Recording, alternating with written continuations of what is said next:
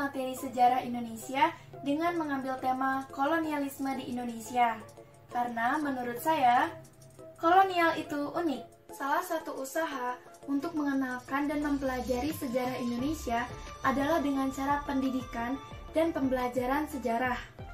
Sejarah Indonesia memberikan pengertian akan makna kehidupan di masa lampau.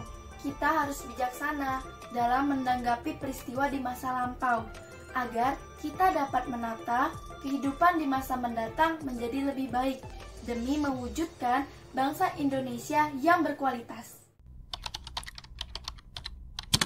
Yang pertama, mari kita bahas pengertian kolonialisme. Kolonialisme berasal dari kata koloni. Nah, koloni berasal dari bahasa Latin yang artinya pemukiman. Upaya yang dilakukan oleh negara-negara penguasa untuk menguasai suatu daerah untuk mendapatkan sumber daya. Kolonialisme umumnya dilakukan oleh negara-negara yang memiliki kekuatan militer yang kuat, seperti negara Portugis, Spanyol, Belanda, dan juga Inggris.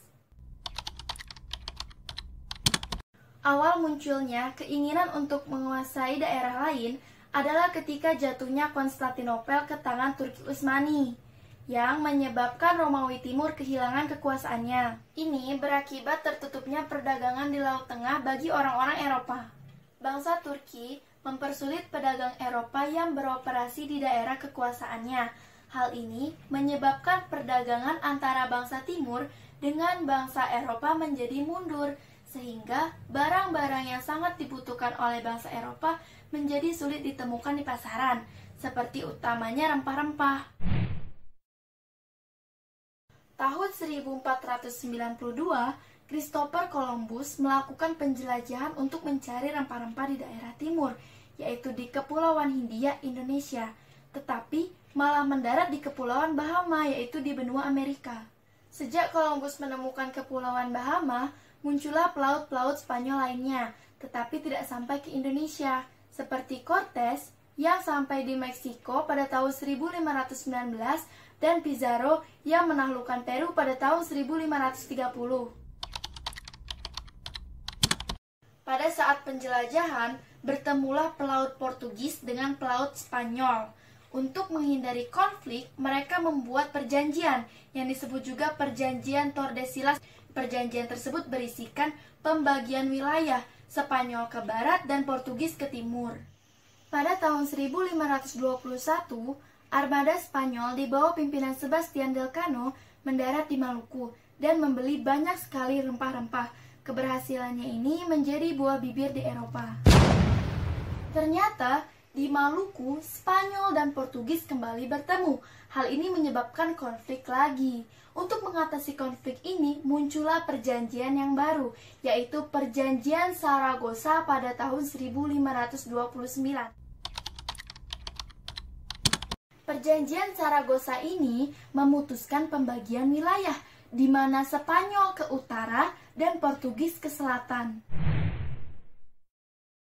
Bangsa yang pertama kali mempelopori penjelajahan di samudra adalah bangsa Portugis, di mana pelayaran pertama yang dipimpin oleh Bartolomeus Dias pada tahun 1488 tetapi hanya sampai di Tanjung Harapan. Pelayaran selanjutnya dipimpin oleh Vasco da Gama yang mendarat di Calicut, India pada tahun 1498. Tetapi mereka salah. Calicut, India bukanlah tempat sumber penghasilan rempah-rempah, tetapi hanyalah tempat penjualan rempah-rempah. Dari India, Portugis mengirim ekspedisi pelayaran dari timur pada tahun 1510 yang dipimpin oleh Alfonso de Albuquerque. Albuquerque sampai di Malaka pada tahun 1511 dan sampai di Ternate, Maluku pada tahun 1512. Portugis berhasil disingkirkan oleh Sultan Babula pada tahun 1575. Rakyat Ternate melakukan perlawanan terhadap Portugis dikarenakan Portugis yang melakukan monopoli yang merugikan rakyat. Selain itu, Portugis juga memaksakan kerajaan Ternate untuk mengakui kekuasaannya. Lalu, Portugis juga menangkap dan membunuh Sultan Hairun. Yang kedua, Portugis disingkirkan oleh Belanda pada tahun 1599. Kemudian Portugis pindah ke selatan, yaitu Timor Leste. Berdasarkan jurnal yang berjudul Catatan Perjalanan ke Timur atau Hindia Portugis, karya Huygens van Lieshoten, Belanda mulai melakukan pelayaran yang dipimpin oleh Cornelis de Houtman pada tahun 1595. Kemudian pelayaran tersebut sampai di Banten pada bulan Juni tahun 1596. Belanda terus bergerak ke timur, yaitu ke Maluku. Mereka membeli rempah-rempah yang sangat banyak. Keberhasilan inilah mendorong pedagang Belanda lainnya untuk terus datang ke Indonesia. Perbudakan rakyat Indonesia terjadi saat Belanda mulai menduduki Indonesia. Pada akhir abad ke-18, Belanda mengalami kemunduran. Hal ini dikarenakan, yang pertama, persaingan dagang antara Perancis dan Inggris.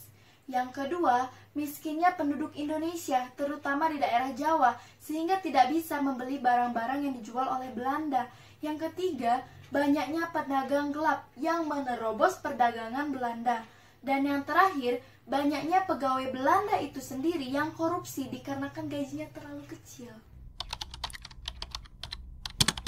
Adapun peninggalan Belanda yang masih dimanfaatkan oleh bangsa Indonesia sampai saat ini, yaitu Bendungan Katulampa Bogor.